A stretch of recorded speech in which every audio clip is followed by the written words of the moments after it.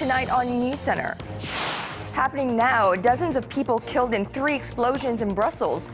That's according to media reports out of Belgium. We have this developing story for you.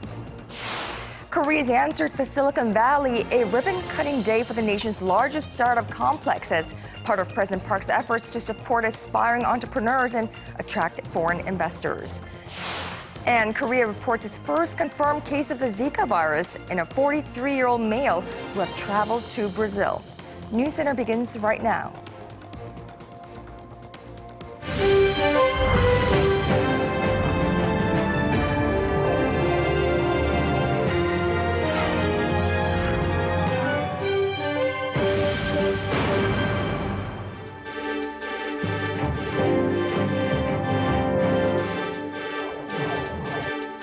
It is 9 a.m. in Havana, 2 p.m. in Brussels, and 10 on a Tuesday night here in Seoul. Hello and welcome to our viewers all across the globe. You're watching Arirang News Center. Now we begin with this developing story in Brussels. Deadly explosions in Brussels have put the entire European region on alert. What we know so far, 3 explosions ripped through a Brussels airport and a metro station in the Belgian capital, killing more than 20 people and injuring over 100. Bruce Harrison has our top story. Belgian media have described the explosions at the busy Brussels airport as a suicide attack. A witness said he heard shouts in Arabic before 2 blasts struck the airport's crowded departure lounge, killing at least 11 people. Another witness escaped the chaos in a bathroom. I just went to the toilet, and then after 5 minutes I heard an explosion and all the ceilings is going down. And then I just go under the sink, and then the second explosion went, and then everything is black. She said she emerged to see people covered in blood. Shortly after, another blast tore through a rush-hour metro train in Brussels, killing at least 15. All public transport in the capital has been shut down. Terrorism analysts say attackers could have been planning the bombings for some time and may have pushed up the date after the capture of Salah Abdeslam, the man Belgian police arrested several days ago in connection to last year's terror attacks in Paris. The reconnaissance, the coordination, the preparation for these kinds of attacks generally takes weeks rather than days. But it may have been that there was an existing plot in it, that the attackers were moving towards that has been accelerated in the aftermath of Abdesalam's arrest. The disruption of economic and infrastructure in Belgium and other Western and European countries is also expected to be significant in the coming days and weeks. Well, there's clearly in the next day or two going to be severe travel delays and disruptions across Europe. The militants have shown a knowledge of the key targets to hit to cause maximum disruption in a country, whether that's to travel, to economies, etc. European leaders have condemned the attacks, as did leaders around the world, including officials in South Korea. The South Korean government maintains its position that it cannot accept terror in any reasons, strongly condemned today's terror, and expressed condolences for the victims, their families, and the Belgian government. Officials said they're working to determine if any Koreans were injured in the attacks and encouraged all those abroad to be careful in that region. Bruce Harrison, Arirang News. Of course, this story developing as we speak, and Arirang News will keep you updated throughout the night. A massive technology center to foster startups and entrepreneurship in this country. A ribbon-cutting ceremony for the startup campus near the Korean capital took place today. President Park Geun-hye was there to show support for the project, which is the centerpiece of the Korean leaders' creative economy drive. Our presidential office correspondent Song Ji-sun has this story. Marking the opening of the huge Startup Support Center, President Park started off by mentioning the Baduk or Go match between Lee Se-dol and AlphaGo last week, in which the Google-developed artificial intelligence program won 4-1. She said with the advent of the fourth industrial revolution, Korea must come up with creative ideas and innovative products to survive, which is what her administration has advocated for the past 3 years, with a national chain of 17 innovation centers that are now fully operational. 이제는 기존의 모방형 경제 성장 방식으로는 안 됩니다. 창의적 아이디어와 신기술을 결합한 창조 경제를 일으켜 세상에서 유일한 새로운 상품, 서비스, 기업을 만들어 내야만 무한 경쟁을 뚫고 살아남을 수 있습니다. Housing over 200 startups, the Pangyo campus will cater specifically to tech companies in the fields of Internet of Things, cloud computing, big data, and mobile. And with additional facilities for international exchanges also planned, the creative economy valley will be complete by next year. 스타트업 캠퍼스가 우리 창업 기업과 세계 시장을 연결하는 관문이 되기를 바랍니다. 우리나라의 우수한 스타트업 생태계를 국제사회에 알리고 해외 투자자를 연결하는 든든한 가교 역할을 해주기를 바랍니다. In addition to helping domestic startups expand overseas, the campus will also seek to attract prospective foreign startups through a competition to be held in the second half of the year. President Park pledged full support for fostering the NEWSCENTER as Asia's startup hub, where talented youth from abroad can gather to realize their dreams of launching innovative startups. 송지선, Arirang News. So with high hopes that the opening of the Pangyo Creative Economic Valley will help the government build up its much-aspired creative economy. According to our tech correspondent Kim Ji-yeon, this new startup campus is where ideas coupled with ICT can be turned into new businesses and even create more jobs. The Creative Economic Valley in Pangyo is expected to help people turn their creative ideas into a real business. The Korean government has set aside nearly $35.7 million for the campus, which is spread across more than 17,000 square meters of land. The campus is divided into 3 main buildings. The first 2 are connected, and the whole facility is called a KICT Innovation Hub. It will be in charge of creating a database on Korean startups and their products for foreign investors and buyers.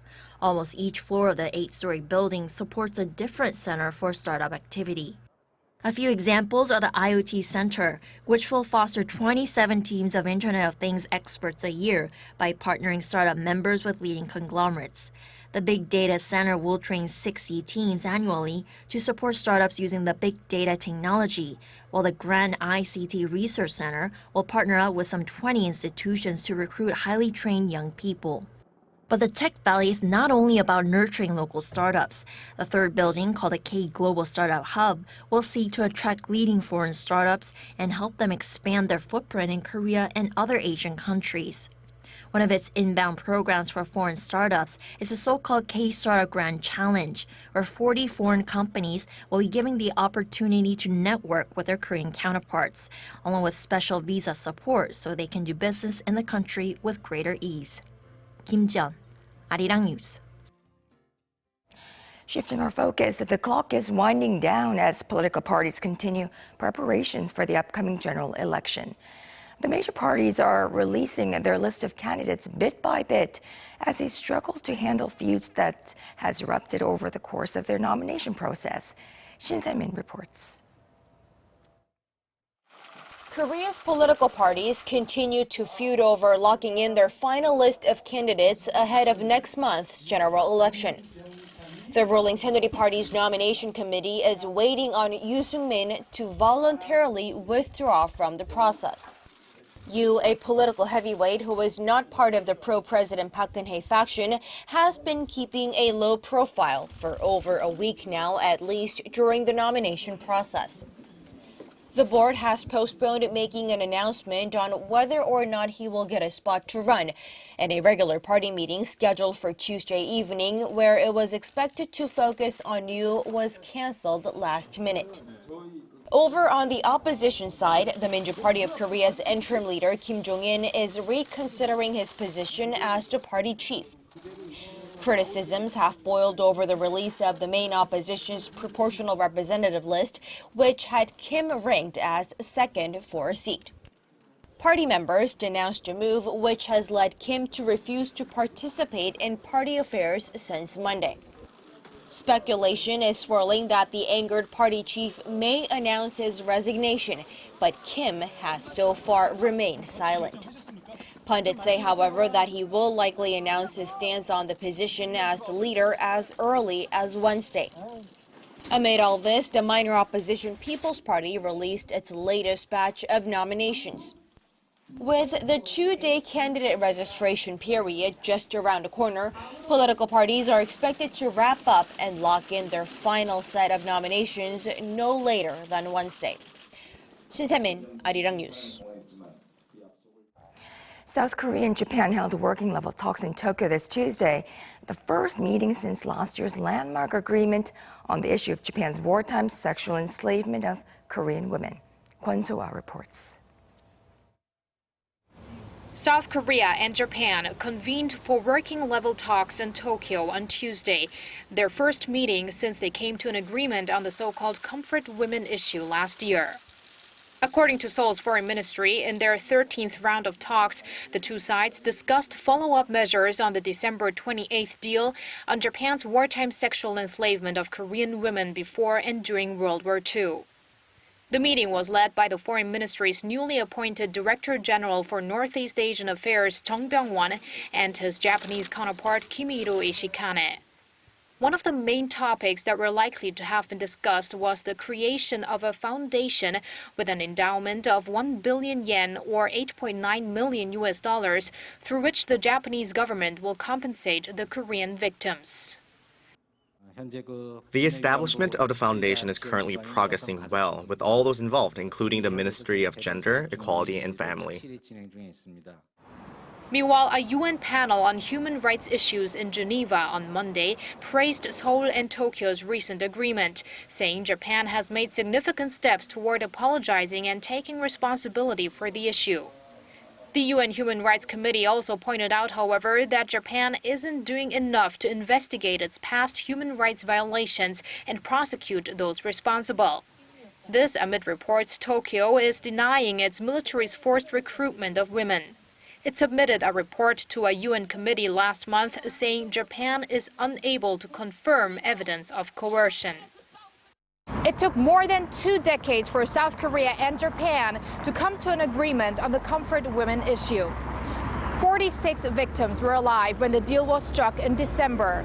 Less than 3 months later, 44, reflecting the urgency of the situation. Kwon So-ah, Arirang News. Senior officials from South Korea and the U.S. continued their discussions today on how to best carry out sanctions on North Korea for its latest series of provocations. On the second day of their high-level talks, chief nuke envoys from Seoul and Washington agreed to push for trilateral talks, including China. Connie Kim has this report. Pushing for trilateral talks involving the top nuclear envoys from South Korea, the U.S., and China to implement UN sanctions and bring progress in North Korea's nuclear issues. This is what South Korea's Special Representative for Korean Peninsula Peace and Security Affairs Kim Hong-gyun and his U.S. counterpart Sang Kim agreed to during their second round of discussions in Seoul on Tuesday. The decision comes as China recently said it was open to three-way talks between the six-party representatives. The two nuclear envoys also saw eye to eye on cooperating to make Pyongyang acknowledge that denuclearization is its only choice. Both agreed that stern international measures should be handed down if the North carries out another provocation. Prior to the meeting, Foreign Minister Yoon Byung-se met with Sang Kim and the State Department's coordinator for sanctions policy, Daniel Freed. Yoon called for Washington to continue its role in implementing the UN sanctions and putting all-out pressure on the reclusive regime. This was in line with high-level officials meeting on Monday, where senior South Korean and U.S. officials said they're giving their, quote, full vigor and energy to implementing the sanctions on North Korea. The U.S. nuclear envoy will continue the effort to build cooperation on implementing UN sanctions on Pyongyang when he travels to Vietnam and Cambodia this week, nations that have substantial relationships with North Korea. Connie Kim, Arirang News. We're learning today that the UNSC has agreed to a Chinese request to remove sanctions on 4 ships the UN had blacklisted for ties to Pyongyang's arms trade. But as our Park Ji-won explains, lifting the ban on those ships did not come without some major trust building between Washington and Beijing. The UN Security Council has lifted a ban on 4 ships that were blacklisted as part of sanctions against North Korea on Monday. They were among 31 vessels that were sanctioned for illicit activities tied to the reclusive state. But China requested the 15-member UN body remove the 4 ships from the list on grounds that they are not owned by Ocean Maritime Management, a sanctioned North Korean shipping company known to transport arms for Pyongyang. According to a report by Reuters, a U.S. official said that China also gave assurances the ships would not employ North Korean crews in order to help them get off the UN blacklist. The 4 ships include the Jintang, a cargo ship that was detained earlier this month by the Philippines. The South Korean government believes this move shows that the recent UN sanctions against Pyongyang are working as UN member states are taking proactive measures to follow through with sanctions resolution. Chinese ship owners reacted quickly by firmly pledging to fire all North Korean crew. And some member states have also voluntarily canceled registration of North Korean vessels. The South Korean government says the list of sanctioned ships could change again depending on the situation. In the meantime, it will continue to keep close consultations with the UN body and the U.S. government regarding the matter. Park Ji-won, Arirang News. North Korea's state media reported that North Korean leader Kim Jong-un has presided over the test firing of its new multiple rocket launchers, which were fired Monday. South Korean military is looking into ways to counter the new launchers. Our defense correspondent Kim Hyun-bin reports. Pyongyang's state-run Korean Central News Agency on Tuesday said North Korean leader Kim Jong-un expressed his satisfaction with the test of a new multiple rocket launcher, which the report says is ready for deployment. Kim reportedly praised defense officials and technicians for their efforts and said the launcher will boost the regime's ability to hit enemy targets in South Korea. The report did not specify the date of the test, but it could have been from the North's latest rocket launch on Monday.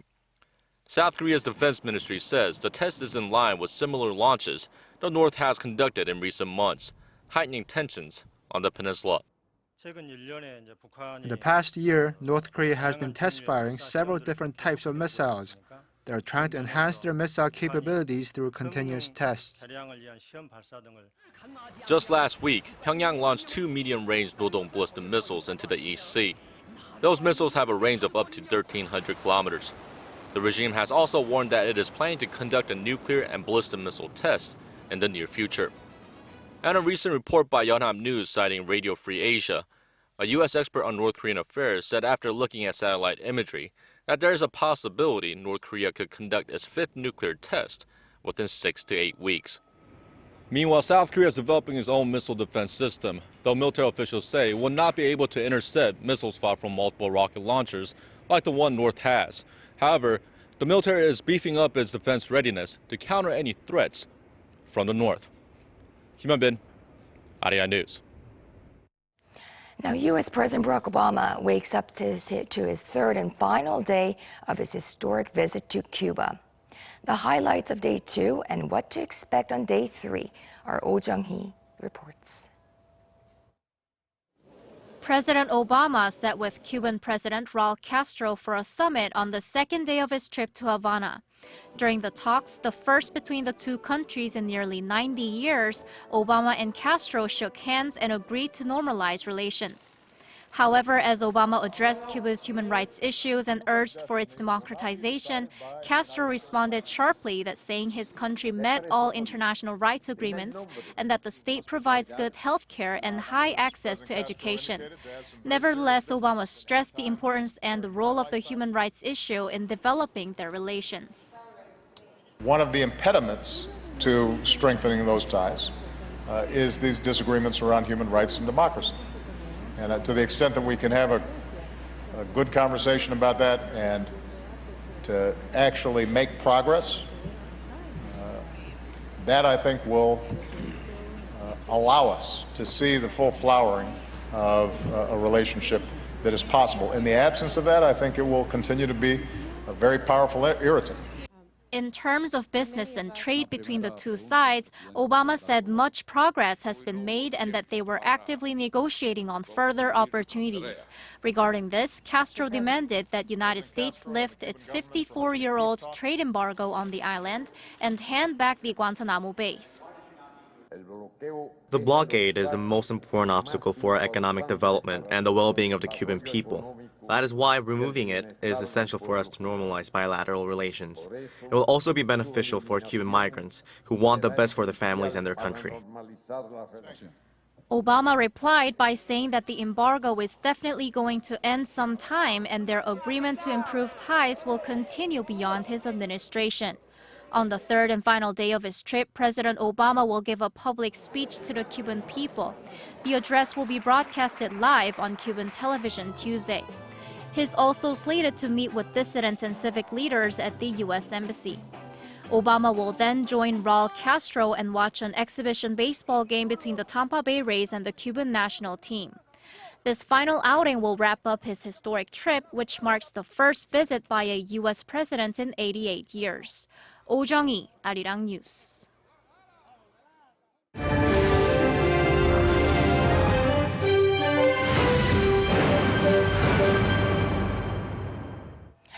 Korea has confirmed the first case of the Zika virus in a 43-year-old man who has recently traveled to Brazil. The government is calling for calm, saying it's already taking action to ensure the safety of the public. Ian Shin has the details. The first case of a Zika infection has been confirmed in Korea. The health ministry announced on Tuesday that a 43-year-old man who recently traveled to Brazil has tested positive for the mosquito-borne virus. He had returned to Korea 10 days ago after being gone for 22 days on business. 5 days after his arrival, he started showing signs of infection with a fever, followed by other symptoms including a rash and muscle pain. Currently, he's in a hospital recovering. Doctors say he has been receiving treatment for his symptoms, which are getting better.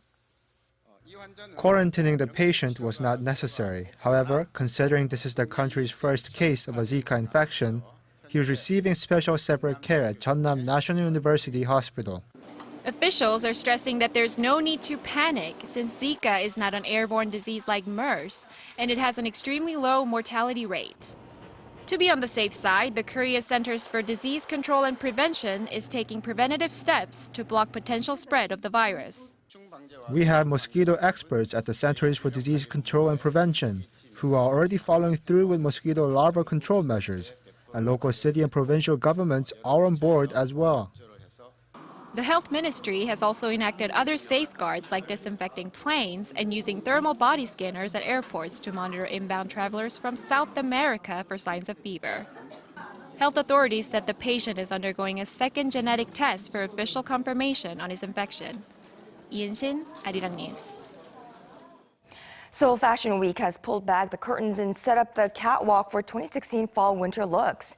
Korean designers will be trying to make a good impression on international buyers in hopes to expand their businesses. But behind all the glitz and glamour is a not-so-shiny outlook for the local fashion industry.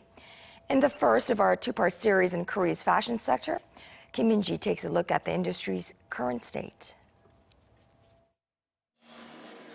Korean designers will be presenting their latest collections at the Hera Seoul Fashion Week as they look to make a splash and win over global buyers.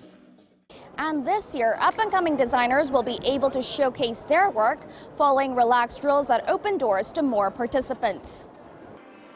Previously, designers were required to own a private brand for at least 5 years, but now the criteria has been lowered to just 1 year as the local industry aims to expand the arena for hardworking designers who are looking to get off the ground. Designer Kim Soo-jin, whose professional career has lasted for almost a decade now, says perseverance is key. Despite starting with very little money, I would work during the day and make clothes overnight. For me, it was about keeping my pace. I didn't compare myself with other designers. I felt it was important to find a way that was right for me and take steps accordingly. More and more Korean designers have made inroads into overseas markets, as well as taking part in internationally renowned fashion weeks. Designer Lee Ji-yeon, who was recently in New York, says Korean designers are getting more recognition and it's important that they are willing to accept change. Fashion trends now circulate worldwide, so it's important not to pursue Korean traditional styles. Of course, we need to have our own style, but we also need to accept diversity. But behind the perfect looks and dazzle of these designers, the local fashion industry has been in the shade, facing slowdown in the local economy and growing competition from overseas brands.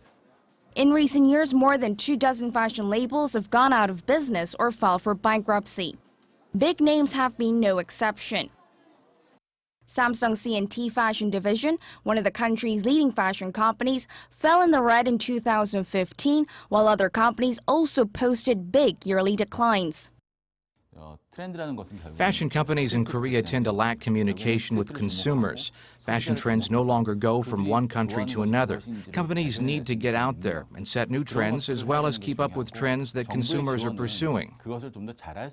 Experts say that although prospects for the local fashion industry aren't so rosy, aggressive marketing and more research into consumer and street trends could help Korea's designers get far, especially if they are able to hitch a ride on the popularity of Hallyu, or the Korean wave. Kim Min-ji, Arirang News.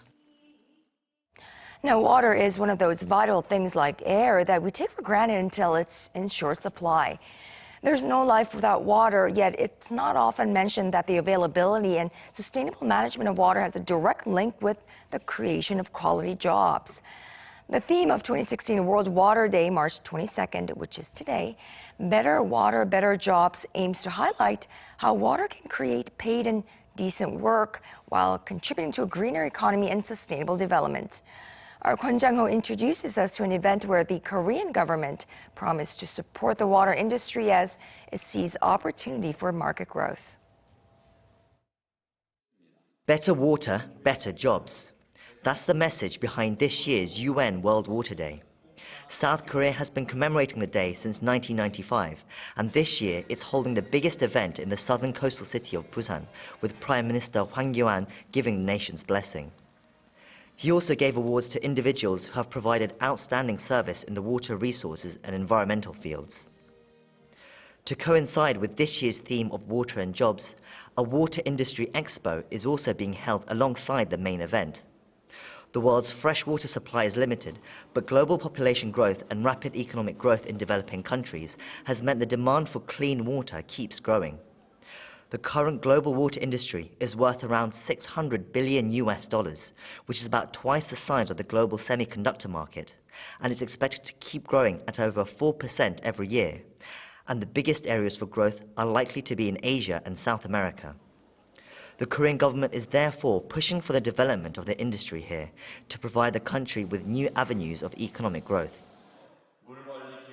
The Korean government will strongly support water companies and through that, increase job opportunities. The government will also invest more in water industry research so we can develop the technologies to lead the global water market.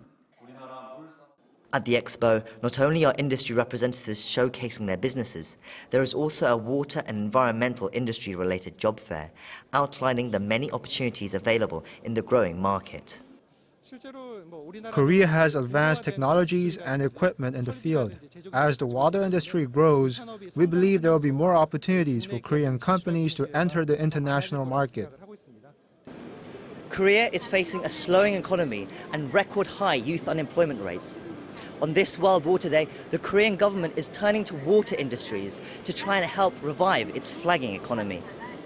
Kwon Jang-ho, Arirang News. Well, spring is in full bloom across southern Korea, where some of the country's biggest flower festivals opened over the weekend, attracting thousands to admire the early blossoms. Our Oh Soo-young with the details. Frail white petals tinged with pink. The plum blossoms cover the mountainous slopes of Jeollanam-do province, overlooking the Seomjin River. It's the very picture of spring, which appears to have come round early this year across the southern parts of Korea. Visitors from every corner of the peninsula are gathering here in Gwangyang at the Plum Blossom Festival to take in the sheer beauty of the landscape. I came because it's the earliest flower festival this year. I'm glad I did because the flowers are so beautiful. We've looked around and taken lots of photos. We've even had plum blossom ice cream. My travel club members and I come every year to look at the flowers, enjoy their fragrance and the food. This year, the flowers are more vibrant, more beautiful. And of course, no festival is quite complete without a spot of the local delicacies. You can sample a bit of spring fresh from the local farm, where the fruit of the plum blossom tree is squeezed and thickened into syrup. It has a sweet and slightly tangy taste, livening up almost any Korean snack or dish. It works well with meat, making it tender and getting rid of the smell. It also goes into making sauces, rice snacks, pickles, and tea. The Flower Festival is one of many others that opened over the weekend. The Gure Sansu Festival also kicked off in Jeollanam-do province, at the foothills of Mount Jiri. There, thousands of cornelian cherry or sansu trees are speckled with small yellow flowers. Breathing in the fresh mountain air, visitors can take a leisurely stroll exploring the small picturesque villages as they follow a trail along the creek. And a sip of sansu tea makes for the perfect refreshment. The upper regions of the country still have yet to see the season in full bloom.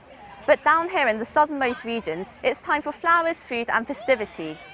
우수영, Arirang News, Gwangyang.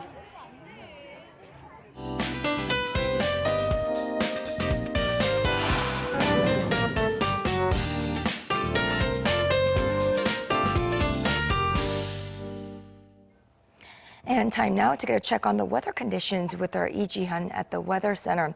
Ji-hyun, the spring flowers are reaching full bloom and the weather is considerably milder, but the big gap in temperatures are getting most of us, like myself, getting sick. Definitely. Big swings in temperatures are making a lot of people sick. Be sure to dress accordingly and drink plenty of water, Kwon-young. Now, here in the capital, we'll be covered with spring flowers in 5 days. Forsythias and azaleas will make their appearance and should be in full bloom about a week from these indicated dates, meaning certain parts of the country should see the full blossom by this weekend. But we'll get a brief cold spell starting tomorrow afternoon with northeasterly winds blowing in. Lows will be hovering near the freezing mark by Thursday, and below average temperatures will remain till the end of the weekend. And tomorrow it's going to be slightly cooler than today under partly sunny skies, so let's take a closer look. Daily low here in Seoul and Daejeon will start out at 4 degrees Celsius. Daegu and Busan will start out at 6 and 8. And as for the daily highs, here in Seoul will top out at 13, while Daegu and Busan will getting up to 16 degrees Celsius. Now that's Korea for you, and here's international weather for viewers around the world.